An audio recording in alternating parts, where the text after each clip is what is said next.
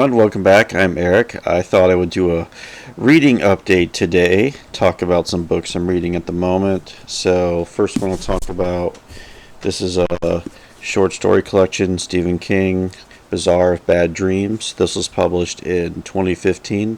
I've gone through all of King's short story collections up until this one, 2015, and the ones he's written after this. So I've been kind of going slowly through this one. The story. The first story was I liked. It's about a evil car, kind of revisiting Christine territory, and there's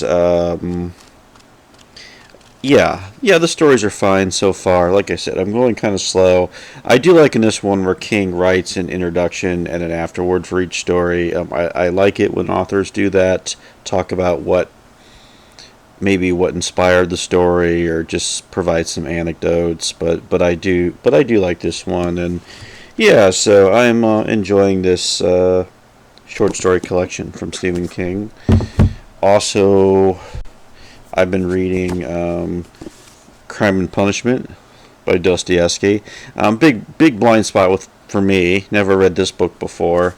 Going pretty slow through it. I do need to pick up the pace on Crime and Punishment, but yeah, maybe when I'm done with this one, I'll come back and give a full report. So there's that, and just a few more here. Nonfiction book I'm reading right now is Lords of Finance, The Bankers Who Broke the World by Liaquat Ahamed. This book won the Pulitzer Prize, I think in the 2000, whenever it was, in the 2000s.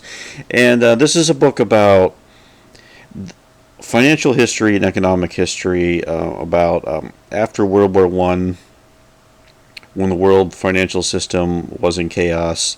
And it's about the banking and financial policies to try to revive the global economy, which might sound like the boringest topic you'll ever read about. If you want to clear a room, start talking about banking or bankers, and it can get very boring, very fast. But if financial history or economic history, if it's done well, if it's written well, it can be compelling, and it can give maybe a dimension to how past events shaped out that you didn't have before.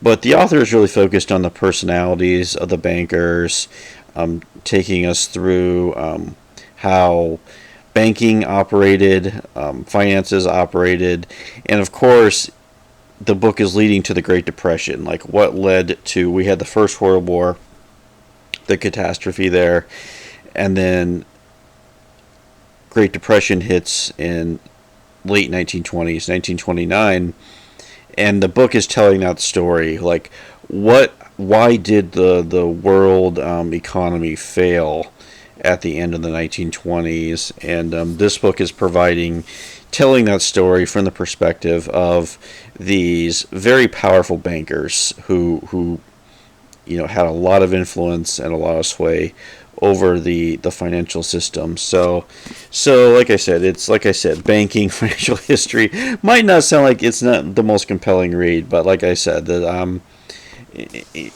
when you can take these maybe subjects that feel arcane or dull and give them some drama, make them understandable, the book can really work. So, and I would say so far this author is really doing it, and maybe once I finish it, maybe I'll come back with a full report on this one.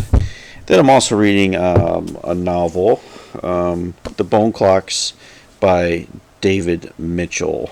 This was published, I think, in 2014. I'd read David Mitchell's novel called Slate House like last year, and actually this book and Slate House are companion novels. Like there's connections between the two.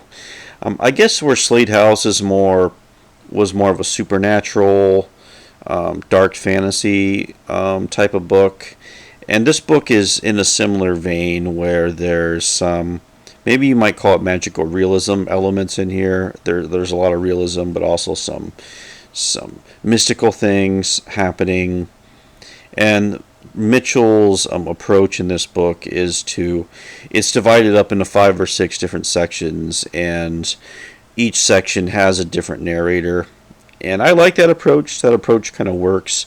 Like, the book starts out in 1984, I believe, and the narrator is a teenage girl, Holly, and she has had a fight with her mom. The story is set in London, I should say.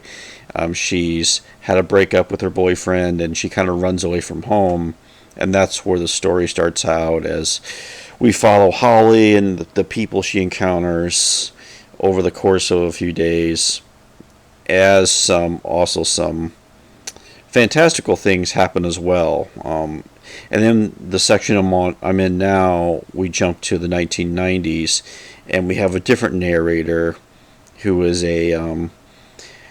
I guess a graduate student studying international relations, and the guy's kind of a sociopath, like super manipulative, but he's also had some uncanny things happen to him. And then Holly reappears in this section 7 years later, and that's another thing Mitchell also did in Slade House, where characters who are the narrator for one section reappear in other sections, and kind of tying the narrative together. So I am really enjoying this book, the Bone Clocks, by David Mitchell. So yeah, those are I guess the 4 books I'm reading right now. I don't know if I'll do a review on all these. I'd like to maybe come back or maybe do like a group review of all of these. But yeah, I definitely want to talk more about them. So anyway, yeah, if you've read any of these or have any thoughts otherwise, thanks for watching, and I will talk to you later. Have a good day.